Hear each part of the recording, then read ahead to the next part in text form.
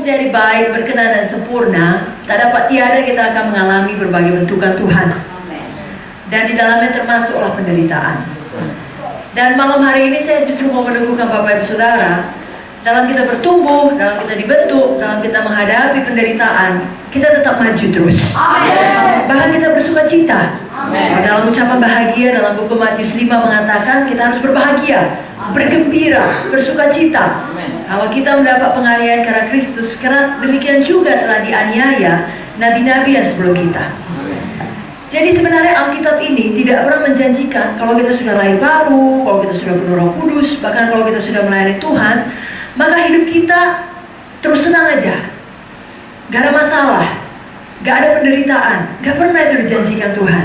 Amen. Tapi justru Tuhan berkata dalam buku Yohanes 16:33, di dalam dunia ini kamu akan menderita penganiayaan, tetapi kuatkan dan teguhkanlah hatimu, aku telah mengalahkan dunia. Amen. Kemenangan Yesus adalah kemenangan kita juga. Amen. Sebabnya apapun yang terjadi di masa yang akan datang, apakah itu berkat yang melimpah atau sebaliknya penderitaan, aniaya yang harus kita alami, dua-duanya membuat kita maju terus. Amen. Baik, berkenan, sempurna. Amen. Karena ada juga orang semakin diberkati dia, lupa dia, sudah senang hidupnya, sudah puas. Misalnya kalau kita sakit sudah disembuhkan, kalau kita tadinya datang kepada Tuhan kita berhutang, sekarang sudah diberkati dengan materi.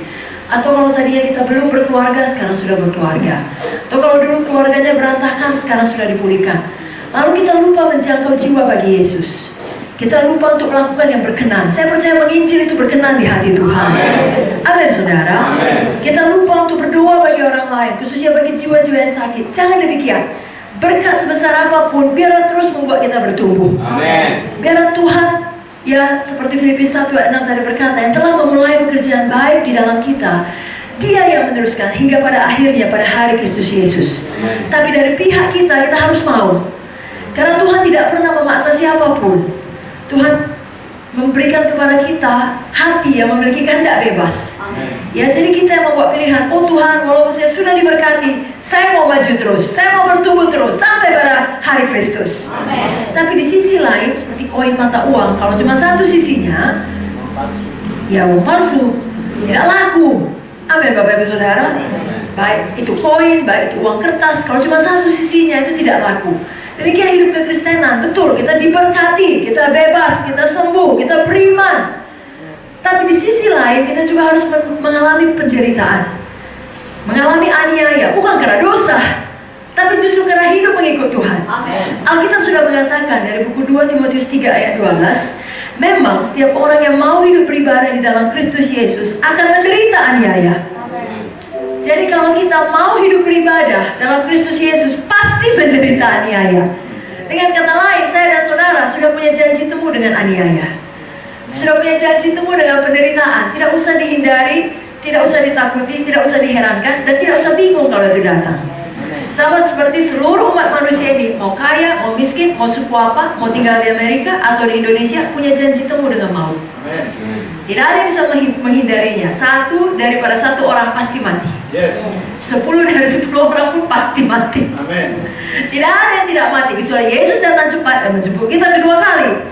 Sama halnya dengan penderitaan. Saya dan saudara pasti mengalami penderitaan. Amen. Tapi Alkitab sudah menjanjikan bahwa semua mendatangkan kebaikan bagi kita. Izinkan saya membaca dari Roma 8 ayat 28. Kita tahu sekarang bahwa Allah turut bekerja dalam segala sesuatu. Mari katakan segala sesuatu.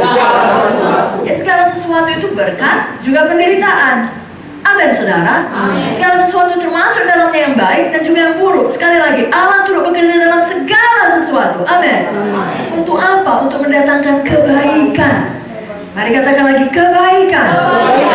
Bagi mereka yang mengasihi Dia, yaitu bagi mereka yang terpanggil sesuai dengan rencana Allah. Berapa banyak di sini mengasihi Tuhan? Mari angkat tangannya.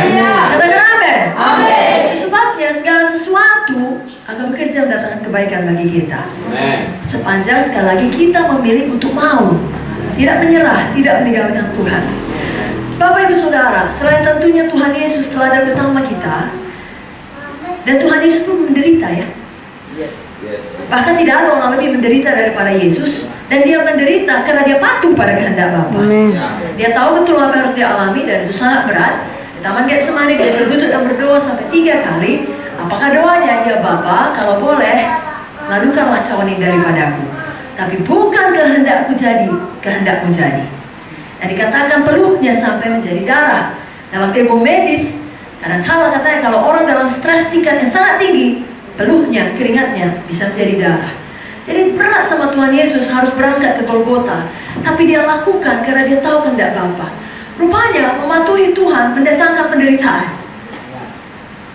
Nah, kadang-kala orang tidak tahu konsep itu. Sebabnya banyak orang dengan mudah menuduh, mendakwa jika seorang di dalam penderitaan, maka yang lain bukan yang mengasihi, bukan yang menolong, bukan yang mendoakan, tapi mudah saja membuat telunjuk, apa dosamu? Kita tidak mau demikian. Karena kita mengerti bahwa saya tidak selamanya orang menderita karena dosanya. Bisa jadi dia menderita sama seperti Yesus karena patuh pada kehendak Bapa.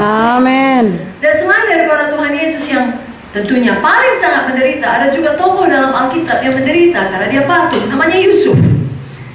Kita tahu dari kisah Yusuf, justru karena kepatuhannya lah sejak masa mudanya, dia masuk dari satu penderitaan kepada penderitaan berikutnya, kepada penderitaan berikutnya, kepada penderitaan berikutnya. Pertama sekali dia patuh kepada bapaknya. Dia memang anak yang spesial bagi bapaknya. Justru karena kepatuhannya, seperti yang dikatakan Alkitab, kalau ada orang memaksamu berjalan 1 mil, berjalan bersama dengan dia 2 mil. Kalau dia menampar pipimu yang satu, berikanlah kepada dia juga pipimu yang lain. Kalau dia meminta bajumu, berikanlah kepada dia juga jubahmu. Itulah yang dilakukan oleh Yusuf. Tidak ada abang-abang yang disikam. Ada yang memberikan informasi. Mereka di Dotan, tidak ke Dotan. Karena patuhnya. Sampai Dotan, apakah upah kepatuhannya? Apakah dia mendapatkan kemuliaan, pengangkatan? Dari jauh, mari kita bunuh dia. Singkat cerita, tidak dibunuh, tapi dimasukkan ke dalam sumur. Lalu kemudian dijual. Dari seorang yang begitu nyaman hidup di rumah bapaknya, jadi seorang budak. Sekejap saja berubah. Tapi dari seorang budak, pertama dijual kepada saudagar Ismail, lalu kemudian dijual lagi di Mesir kepada rumah Potifar, seorang kepala serdadu daripada Firaun. Yusuf tetap takut akan Tuhan. Ya, dia tidak keluar daripada jalan Tuhan. Bahkan kemudian dia mendapat godaan yang mengajak untuk melakukan perbuatan najis bersama dengan dia. Lagi-lagi karena patuh pada kehendak Bapa. Tidak mau. Di manakah Yusuf landing? Apakah dia landing mendapatkan penghargaan dari Potifar? Memang istriku itu binal Yusuf. Kau berhasil menjinakkan dia. Ini kuangkat gajimu lebih tinggi. Tidak, dia landing di penjara untuk waktu yang tidak ditentukan. Nah, seluruh dunia berpendapat betullah itu. Jadi dari dulu sudah ada hoax. Di dalam pikiran seluruh dunia, Yusuf memang jahat. Gak tahu diuntung, main gila sama istri bos sendiri. Sudah diangkat pun, justru main gila. Patut di penjara sampai busuk, sampai mati. Kenapa? Karena patuh. Tidak patut itu semua Yusuf menahan penderitaan. Tapi di penjara, dia ketemu dengan juru minuman dan juru makanan daripada Firaun. Singkat cerita, dia tolong juru minuman, mukanya sedih. Dia tanya ada apa. Juru minuman memberitahukan mengenai mimpinya. Dia artikan dan mengatakan 3 hari lagi kau akan kembali kepada posisimu. Betul terjadi seperti mimpi itu. Dan Yusuf berpesan, meminta tolong, memohon dengan amat sangat, ingatlah aku kalau nanti kau keluar. Tidak ingatnya. Sudah pernah melayani, berkorban bagi orang, tidak ada yang mengingat kebaikan saudara. Welcome to the club. Amin. Semua hamba Tuhan harus mengalami penderitaan. Amen. Tetapi walau juru minuman Firaun tidak mengingat Yusuf, Tuhan mengingat Yusuf. Amin. Jadi di dalam penderitaan dan semua hal yang kita alami itu membentuk Ya, kita Tuhan. baik berkenan sempurna, Tuhan tidak pernah melupakan kita. Amin.